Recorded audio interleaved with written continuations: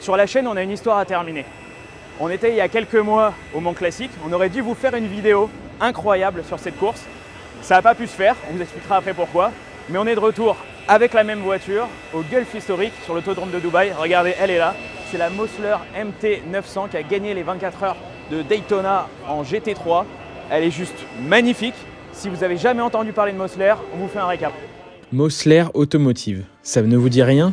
Ce n'est pas si étonnant car on parle d'un constructeur qui n'a produit qu'une centaine d'autos dans toute son histoire. Tout a commencé en 1985 lorsque l'homme d'affaires américain Warren Mosler lance sa société de supercars d'abord sous le nom de Consulière Industries en fabriquant dès son lancement la Consulière GTP. Une voiture de sport au design plus qu'original, un châssis en fibre de verre motorisé par un 4 cylindres turbo de chez Chrysler avec seulement 174 chevaux. Warren Mosler était si confiant dans sa voiture qu'il offrait une prime de $25 000 à quiconque pourrait battre la GTP avec une voiture de série sur n'importe quel circuit des États-Unis. Aussitôt, le célèbre magazine Car and Driver a relevé le défi, alignant la GTP face à une Corvette de la même année, et le résultat fut sans appel. La GTP était plus lente de 2 secondes. Les pilotes ont déclaré que la Consulière GTP était difficile à gérer avec des freins anémiques. Rien que ça. Malgré cet échec, la voiture fut déclinée en une version de course pour courir quelques saisons en IMSA, le championnat d'endurance américain. La fin de carrière de la Consulière donna naissance à une nouvelle auto, la Raptor.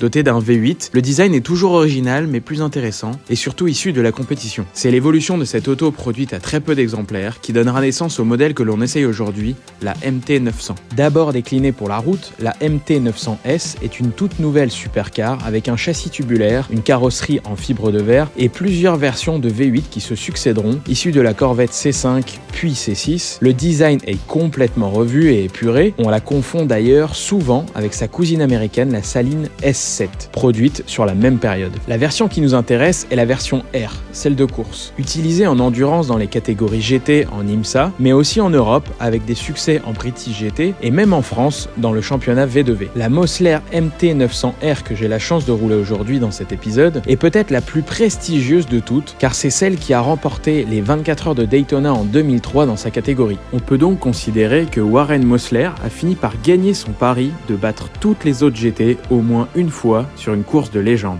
Mosler Automotive n'a malheureusement plus produit de voiture depuis 2010 et on peut désormais la considérer comme une marque disparue. Alors, j'ai une histoire un peu compliquée avec cette voiture parce que, comme je l'ai dit en intro, on aurait dû la faire au Mans Classique. Ça a été, je pense, une des plus grosses déceptions de la chaîne depuis qu'on l'a lancée. Mais c'était pour une raison ridicule comme d'habitude. C'était une petite pompe à eau qui avait cassé et qui a fait que j'ai tout simplement pas pu faire plus d'un demi-tour. Je vous mets la petite vidéo de quand j'étais arrêté sur la ligne droite des Hunaudières, bien seul. Bon voilà, je viens de descendre de la voiture. Il y a eu un problème de température moteur qui était beaucoup trop haute. C'est monté à 110, 120, 130, 100, voilà, et c'est monté beaucoup trop haut en fait. J'ai dû m'arrêter. Clairement, je pouvais rien faire. J'ai essayé de redémarrer la voiture, de repartir, j'ai tout essayé. C'était impossible, donc voilà, je suis un peu dégoûté parce que c'était un peu un rêve de courir la nuit au Mans. Bon, au moins, on se fait plaisir et on regarde les voitures rouler.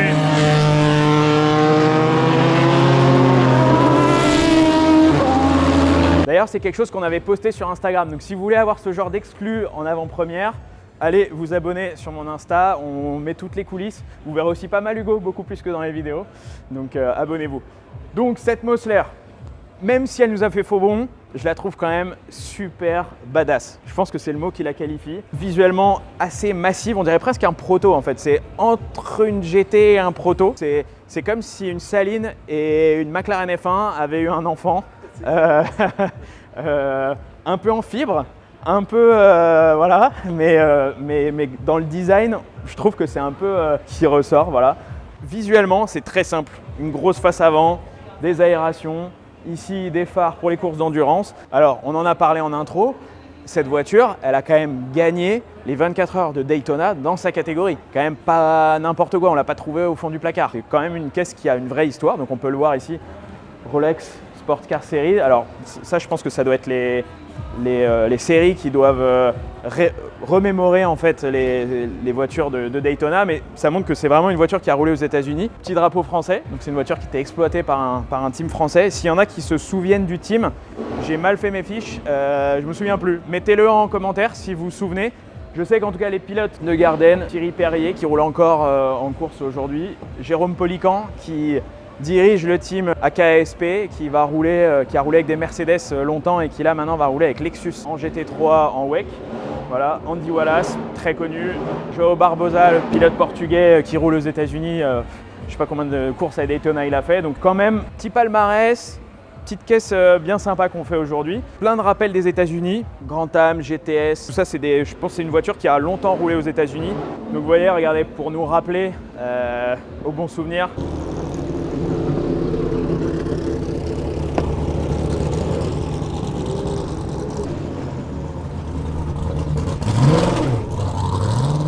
Et encore la plaque à numéro du Mans Classique. On l'a gardée pour... Mais c'est bien, on va conjurer le sort ce week-end. Nous, on finit, tu vois, les choses sur la chaîne. Voilà, on a mal commencé ensemble, mais je suis sûr que ça va bien se passer. Et puis après, le billet auto. On a laissé le sticker. Il était au Mans. C'était très, très important pour toi, Hugo, pour moi aussi. Donc voilà, petit coucou à JB. Je sais qu'il doit nous regarder, il doit regarder nos vidéos. Bon, là, par contre, celui-là, je pense que c'est le vrai. Rolex Daytona 24. Donc celui-là, on sait que c'est les 24 heures de Daytona. Ici, petite chose qui me fait plaisir, KNN. Hop, on va peut-être le voir derrière. J'espère qu'il y a des filtres KNN dans la voiture. Ça fait plaisir. On est raccord avec la voiture. Voilà, avec les partenaires. Et puis donc cet arrière toujours massif avec cet aileron en carbone. Mais vous savez quoi? J'ai tout de suite envie d'enlever cet énorme capot et de voir le cœur de la voiture, son gros V8. Maintenant qu'on a enlevé le capot, on peut un peu apercevoir cette énorme machinerie qu'il y a à l'arrière de la voiture. Donc moteur V8 central arrière, c'est le cœur de cette voiture. C'est un 5,7 litres. C'est un 5,7 litres Chevrolet. C'est celui que vous pouvez retrouver notamment sur des Corvettes. Hugo vous mettra la Corvette, je ne sais plus laquelle c'est, est-ce que c'est la C5 ou C6, mais en gros c'est un moteur de Corvette très fiable normalement, qui je pense a un couple d'enfer. Je ne sais même pas si on devrait aller chercher les lumières rouges au dash. Je pense qu'il y aura assez de puissance même à mi-régime pour aller au maximum de l'efficacité. Donc énorme moteur placé ici. Pour l'aération, élément assez imposant. Hop, une entrée d'air sur le toit. On a deux énormes tubes qui viennent derrière dans une boîte à air. Alors dans cette boîte à air, il y a un filtre KNN. C'est marqué sur la voiture. Petit partenaire de la chaîne. Donc j'ai vérifié, c'est bien un filtre. Alors c'est long à enlever, mais c'est bien un filtre KNN et c'est cool parce que c'est un partenaire de la chaîne et on n'en a pas eu beaucoup, donc ça fait plaisir. On peut le voir aussi ici, hop, petit filtre pour l'huile aussi qui fait un rappel, donc c'est un deuxième filtre, donc il y a deux filtres même. Celui-là doit être plat, je pense, un peu comme ceux qu'on peut avoir sur des voitures de série, et celui-là plus typé hot rod, on va dire. Boîte à mon avis assez standard, qui de base est séquentielle, mais qui devient, vous le verrez après à l'intérieur. Sur celle-là, on a la chance d'avoir les palettes au volant, donc c'est sur les dernières Evo de la voiture. C'est assez imposant, il y a deux gros spaghettis qui viennent sur les côtés pour deux gros échappements à l'arrière.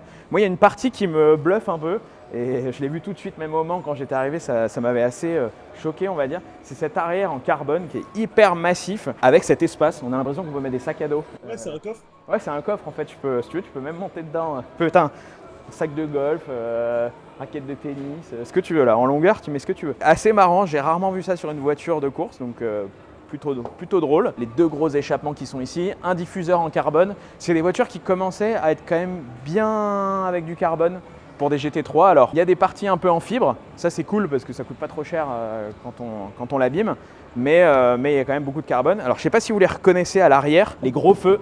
Ici, gros feu de Corvette, pour le coup ça je suis sûr c'est du Corvette C6. Il n'y en a que deux, il pourrait y en avoir deux autres. Bon là il n'y en a que deux, pour le poids, c'est pour aller plus vite. Voilà ce qu'on pouvait dire sur cette arrière, les pneus qui sont juste énormes, c'est du Goodyear. Donc voilà ce qu'on pouvait dire sur l'arrière de cette voiture, le cœur de cette Mosler MT901. On voit l'intérieur? Allez. Alors cet intérieur, donc déjà on ouvre cette belle porte en élytre. Hop, on va se faufiler. Première chose que j'adore, ce baquet en carbone. Alors je ne sais pas si à l'époque c'était comme ça. Je ne sais pas si tu l'as vu Hugo, il est juste magnifique. Il a l'air confortable.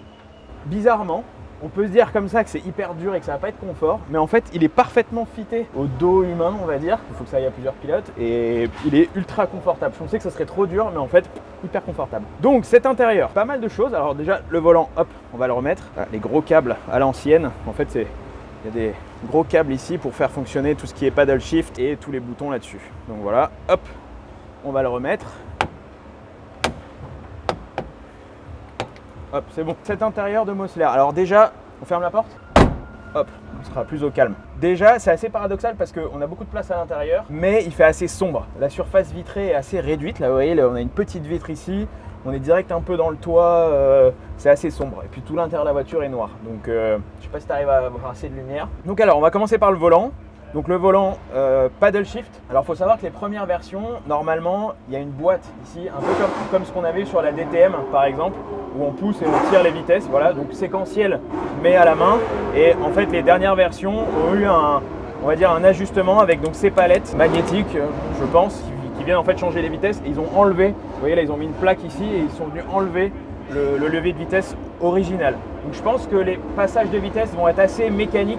Ça va être assez, pas direct on va dire comme les boîtes modernes. Ça va être un peu à l'ancienne mais assisté avec les palettes. Donc le volant, première chose, je vais hop, allumer ici, ce sera plus joli. J'aime bien ce genre de voiture parce que c'est semi-moderne, semi-vintage. C'est-à-dire que c'est vraiment années 2000. C'est les premiers volants en fait qui commencent à avoir un peu des boutons partout, voir un dash en face. Alors les dash, ça fait longtemps que ça existe, hein, sur les groupes C comme c'est déjà y en avoir. Mais voilà, on a toutes les infos d'une voiture moderne mais avec un look un peu ancien. Classique, radio ici, flash pour pouvoir éclairer les copains devant. Ici des LED qui vont venir je pense se rassembler jusqu'au milieu du volant pour passer les rapports, vous connaissez. Reset à mon avis c'est pour reset les alarmes, page c'est pour changer sur le dashboard. Bouton bleu, je ne sais pas s'il est utilisé, en tout cas il n'y a rien de marqué. Là ici on a du TC, ça va permettre, comme vous le savez, de régler le contrôle de traction de la voiture. C'est je pense une des premières GT3 ou même GT en général à avoir un TC. Ici neutre, c'est ce qui va permettre justement, vu qu'on a une boîte quand même assez mécanique, de venir passer la première et de passer la marche arrière si besoin. Quoique non, c'est une grosse bêtise. Parce que regardez, la marche arrière en fait elle est là. En fait, c'est une grosse bêtise que je dis. La marche arrière elle est là en fait. Et on va mettre le neutre et on va venir pour le coup tirer là-dessus pour foutre la marche arrière. Donc c'est ce qui montre qu'il y a une adaptation par rapport à la voiture de base. Ici peak limiter, donc pour pas dépasser la limite dans les stands. Et puis voilà, donc ce dash il reprend les principales informations avec ici, bon on dirait pas mais c'est un N. C'est ici qu'on va avoir les... Non, on les a pas. Mais c'est ici qu'on va avoir les vitesses, les températures d'huile. Alors il faut savoir les températures d'eau et d'huile aussi, mais surtout température d'eau. C'est ça en fait qui au Mans était monté en flèche quand je suis parti des stands et que j'ai vite compris que le week-end allait se terminer. En fait, c'est que j'ai eu plein d'alarmes ici et la tempé qui était marquée en bas, voilà, qui est partie à plus de 120 degrés, 125, même 130 à la fin. Donc c'est avec ce dash. Mais par exemple, si j'avais pas eu de dash ou d'alarme, peut-être que j'aurais continué quand on aurait cassé le moteur. Donc c'est quand même utile. Autre chose qui saute aux yeux, hop, petite caméra ici. Alors je sais pas pareil si c'était comme ça à l'époque, mais en tout cas, voilà, récemment les caméras. Après celle-là, c'est une voiture qui a fait Daytona, qui a gagné d'ailleurs Daytona dans sa catégorie. Et je sais qu'à Daytona, ça a été dans les premières voitures de course à mettre des caméras. Parce que sur le banking, ça va très vite et la nuit, on voit pas forcément très bien. Donc de mémoire, même avant Le Mans, c'est un des premiers endroits où ils ont mis des caméras. Donc peut-être qu'à l'époque, ils l'avaient, je ne sais pas. Mais ça fait quand même à l'ancienne, mais il y a marqué AV1. On dirait, tu sais, quand tu branchais ta PlayStation, là, il y a marqué AV1. Et là, pour finir, sur ce panneau de configuration, on va faire rapide parce que c'est tout le temps la même chose. Main, ici, pour avoir l'électricité générale de la voiture, ignition, les pompes ici, la réserve, je pense que c'est pour en cas de réserve de carburant de réactiver un peu d'essence. Rain, feu de pluie, lights pour le pare-brise, start pour démarrer, whipper, essuie-glace. Et puis voilà, rien de bien incroyable. Drink ici, alors nous on va pas l'utiliser mais ça peut servir. Voilà pour cet intérieur. Je vais pas vous embêter plus longtemps avec des boutons ou autre. Je pense qu'on a envie de la voir rouler cette Mossler. Moi j'ai envie d'entendre le gros V8. Je vais attendre Jordan Grogor, mon coéquipier de ce week-end. Et puis on va aller en essai, en qualif après. Et puis après on va essayer de se battre pour la victoire. Parce que comme tu as vu, on a fait le tour du paddock là tout à l'heure. Il y a quand même des sacrés clients, dont des pilotes de F1, des mecs qui ont gagné Le Mans sur des Viper ou autres, donc bon voilà, on va essayer de s'en sortir et de pas être trop mauvais, donc voilà. Surtout que nous, c'est une GT3, eux c'est des GT1, donc même s'il n'y a pas une énorme différence, c'est quand même pas la même classe. Maintenant que vous savez tout de cette Mossler, on va mettre le casque et on part en essai. Bon allez, On va essayer cette grosse voiture britanno-américaine qui nous a un peu fait faux bon moment, et j'espère vraiment que cette fois-ci elle va bien marcher. En fait j'ai hâte de voir si elle marche bien, parce que si elle marche bien je pense que c'est une super caisse.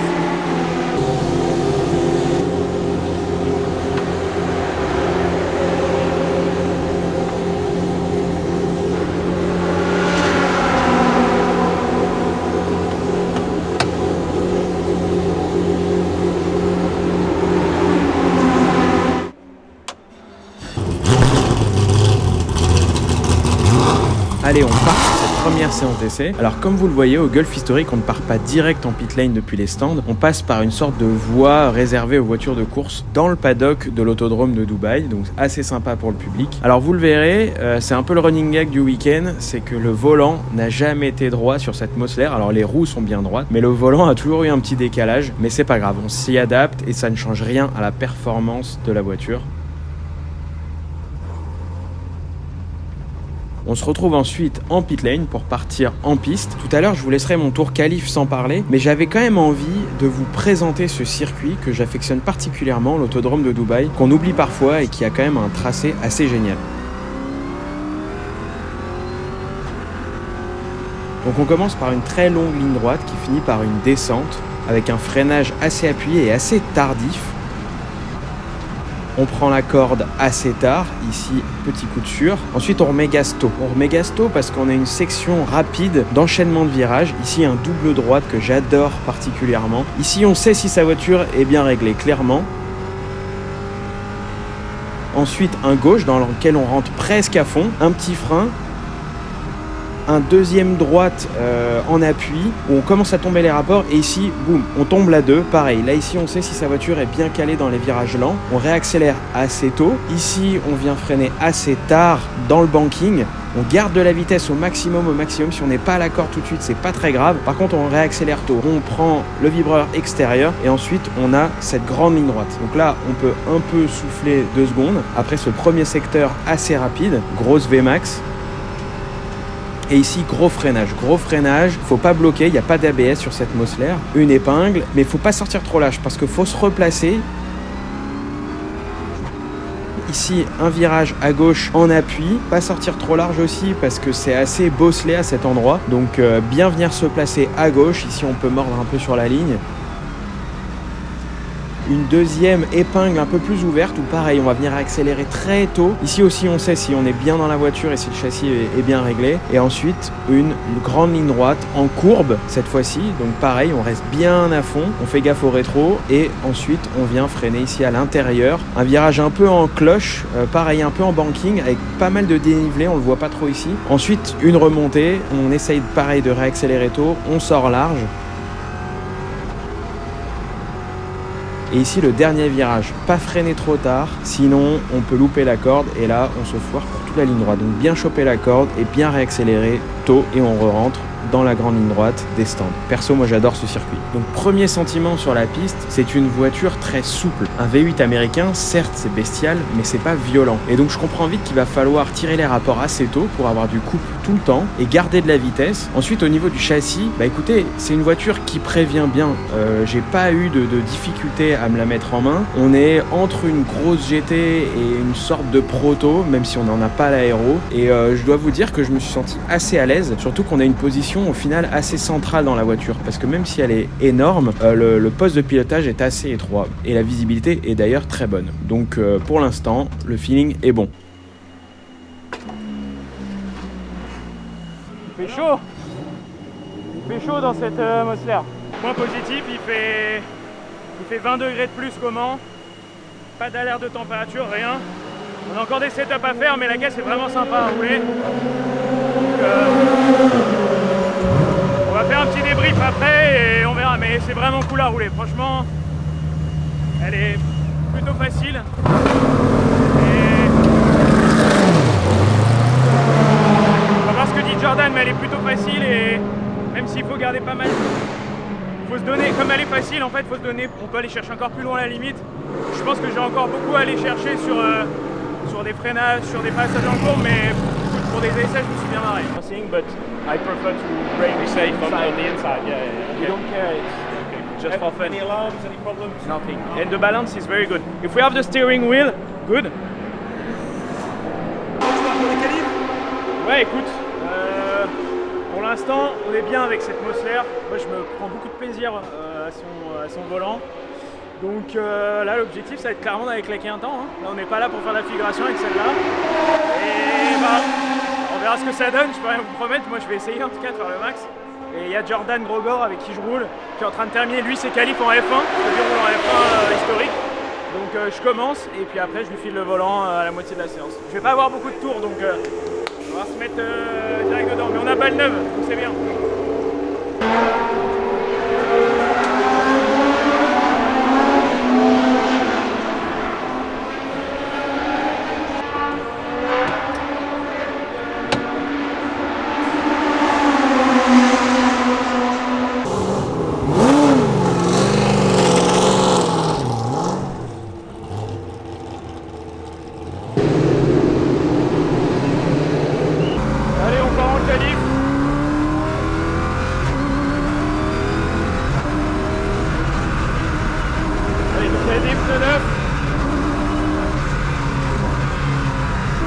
Là, le but, ça va être de chauffer les pneus.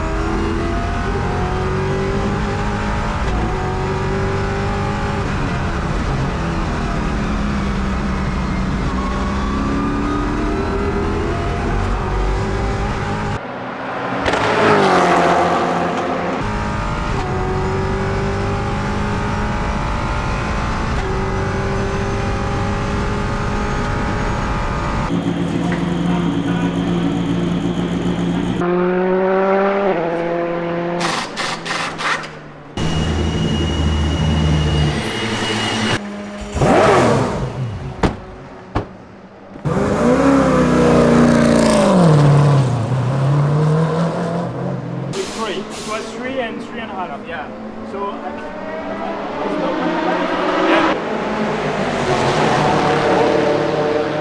bah, écoute, on a fini les qualifs. Je vais pas dire que je suis déçu, mais j'ai pas énormément amélioré avec les pneus neufs par rapport à tout à l'heure.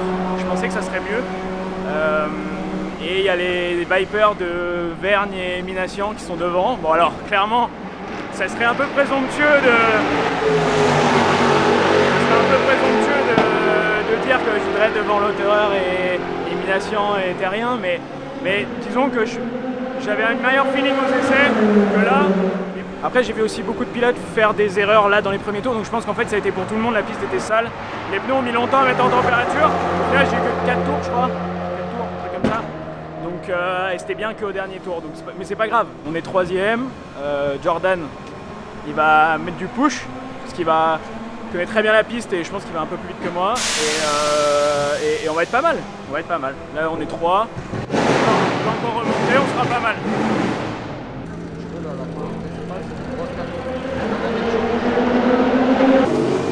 On part pour la course.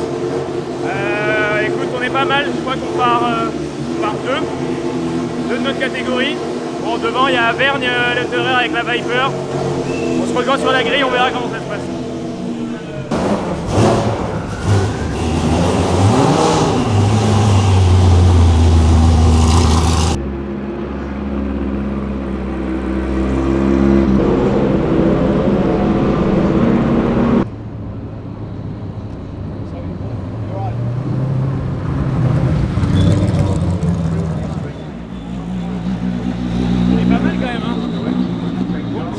Américaine, Daytona, j'aime bien.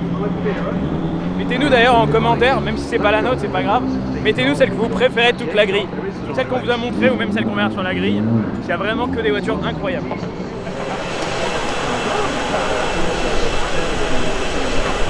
C'est Jordan Grogor avec qui je partage la voiture. Ce week-end on n'a pas eu le temps de parler. We didn't speak before but in the camera, but wish I had good information on the car. For sure, we're having a great time and we're gonna do well. Yeah, we're gonna do well. We have a big Viper in front. We got our target. So yeah, some driver we don't know. No problem. No problem. Cette air, on voit quand même Il y a un air de famille. Le lien de parenté entre les deux. Celle-là, je sais pas si tu peux voir à l'intérieur, celle-là est quand même un peu plus moderne et un peu mieux finie. Mais bon, les deux sont très belles, j'adore moi.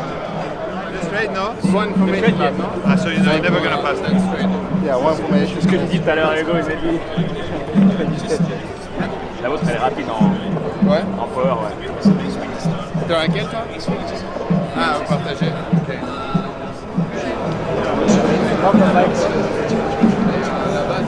It was the master. A busy day at the office for you today. Yeah, it's a pretty busy day with very different cars. Let's Do it. We've got a target. Yeah, the red thing. Here's my first time.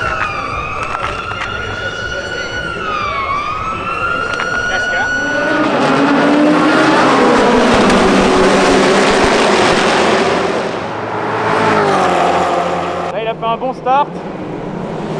Je crois qu'on n'est pas trop mal positionné par rapport à la Viper. Et puis, écoute,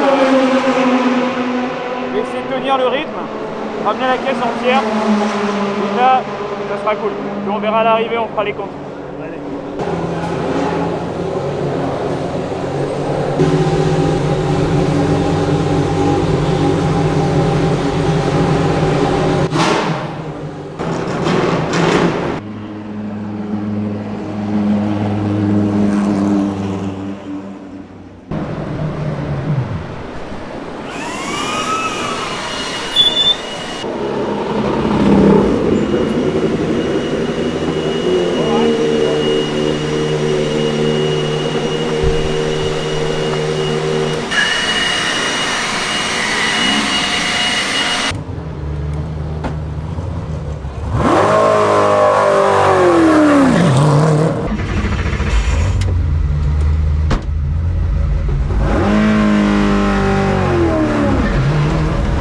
En sortant des stands, la tâche n'est pas si facile que ça. Alors a priori, comme vous l'avez vu, Jordan me donne la voiture en tête. La Viper de Lotterer et Vergne ont eu des petits soucis à une roue juste avant, donc ils sont un peu derrière, donc j'ai un peu de marge. Les autres GT sont encore un peu plus derrière, donc on pourrait se dire que c'est confortable. Néanmoins, il reste du temps en course, il reste à peu près une demi-heure, et je dois pas faire d'erreur. Je peux pas perdre non plus de temps en me mettant dans un faux rythme, donc il faut que je trouve un chrono référence qui va me permettre de maintenir ce gap, aussi faire faire attention aux pneus qui commencent à être assez usés. La température extérieure commence à être assez élevée. On est en fin de journée à Dubaï, donc plus de 30 degrés. Donc voilà, pas forcément évident. On garde le rythme et surtout on profite de ces moments dans l'atmosphère avec autour de moi des voitures incroyables, des Viper, des 908, plein de voitures de légende des années 90-2000. Donc je vous laisse en caméra embarquée et on se retrouve après la course.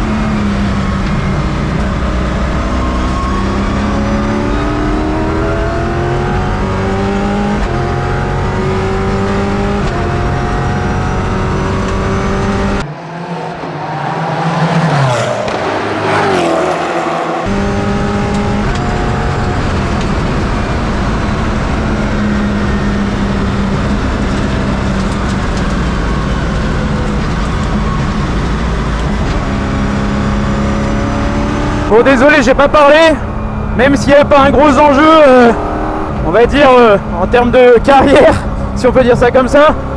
J'ai vu quand j'ai pris la voiture que Jordan m'avait donné la voiture P1, donc j'ai voulu me concentrer. Très honnêtement, j'ai très mal roulé, genre j'ai rendu facilement 2 secondes au meilleur tour que je pouvais faire. Néanmoins, en fait, quand on me donne une voiture premier, en fait, mon seul objectif c'est de la rendre premier. Donc avec l'avance qu'on avait, j'ai fait 2-3 calculs et voilà. Donc je crois qu'on a gagné notre catégorie, c'est assez cool. Je crois que c'est la Peugeot 908 qui est là, qui a gagné le général du coup. Donc il y a un petit air d'endurance dans le coin, si vous voyez ce que je veux dire. Entre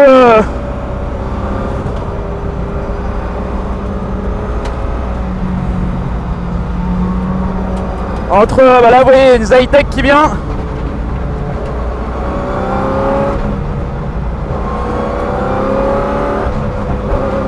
Il y a un petit air d'endurance, en tout cas je peux vous dire, c'est juste un énorme plaisir de rouler dans ces autos.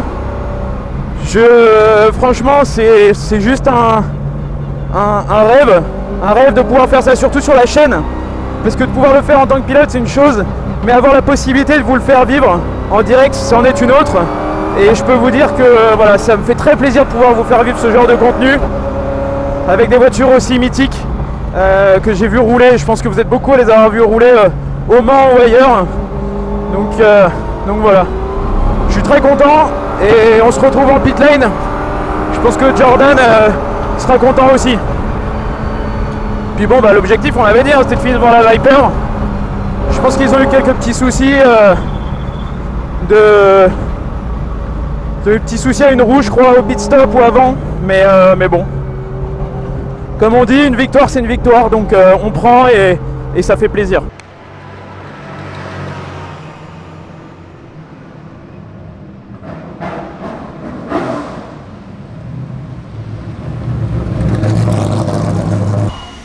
This is a Peugeot. You know, I have a Peugeot diesel myself and it's 64 horsepower. This one is a V12 diesel engine and the car was driven by Steve Brooks.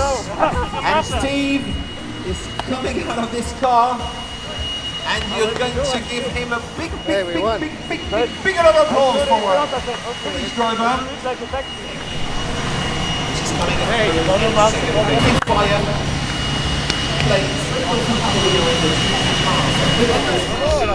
So he is your local driver, Jordan Kroger.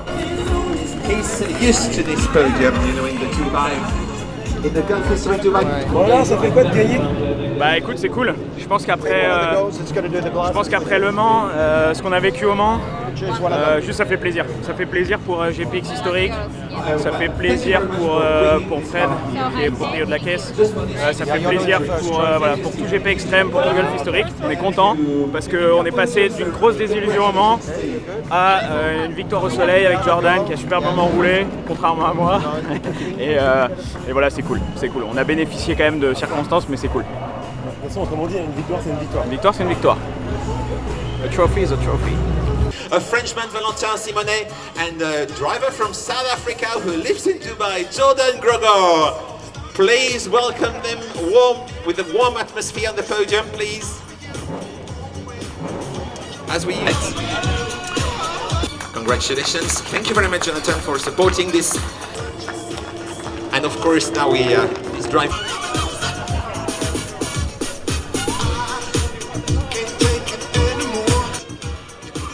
Beverage. Explain us. Well, we do some video and some races, and now we did a video and we won with Jordan, so it's a pretty good day for us. It's very simple. You just have to try to win, and the camera is doing the rest. Yeah, doing the race. Well, I'm doing a little bit, but we're doing the race, it's just so fun to drive here with the Mosler. The Mosler is very nice to drive, and the torque, etc. The V8, so. Pas mal, tu veux quoi? Tu veux quoi pour ta chambre?